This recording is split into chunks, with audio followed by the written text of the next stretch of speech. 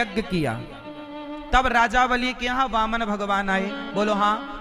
फिर वामन भगवान ने 3 पग भूमि मांगी, तो पहले पग में पाताल को नापा, दूसरे पग को कहाँ रखा भगवान ने? सत्यलोक में। तब ब्रह्मा जी ने भगवान के चरण धोए। ब्रह्मा जी ने भगवान के क्या धोए?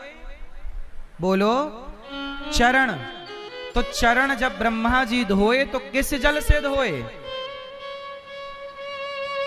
किस जल से धोए? कहा जाता है कि उस समय जो राजा बलि ने यज्ञ किया था वो यज्ञ नर्मदा मैया के तट पर किया था। वामन भगवान कहाँ आए थे? नर्मदा तट पर आए थे, इसलिए नर्मदा तट पर ही वामन भगवान आए और तीसरा पग राजा बलि के मस्तक पर नर्मदा के तट पर ही भगवान ने राजा बलि के मस्तक पर रखा। तो नर्मदा का जल ही लेकर ब्रह्मा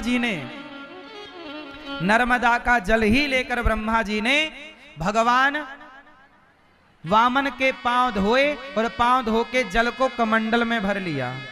फिर वही जल भगीरथ जी के तपस्या करने पर वही जल छोड़ा, चूंकि अब वो भगवान का चरणामृत हो गया, वही जल छोड़ा। उसी जल का नाम है गंगा, वही गंगा मैया है। भगवान के चरणों से निकली जो वो गंगा मैया है। तो वो गंगा मैया, सोचिए गंगा मैया बाद में आई, नर्मदा मैया पहले से थी।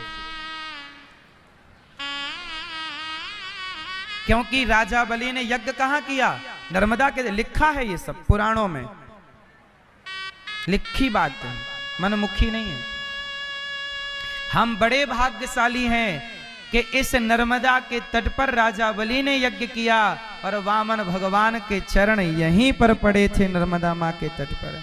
तो हम सब नर्मदा क्षेत्र के वासी बड़े भाग्यशाली हैं, इसलिए नर्मदे हर।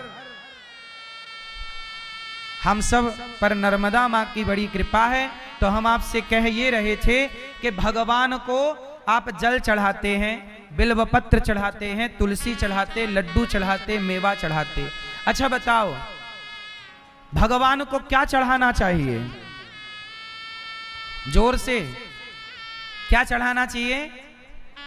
क्या चढ़ाना चाहिए भगवान को? बोलो मेरी माँ।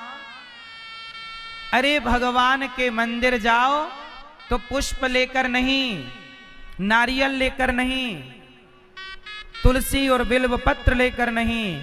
अब की बार मंदिर जाना बहुत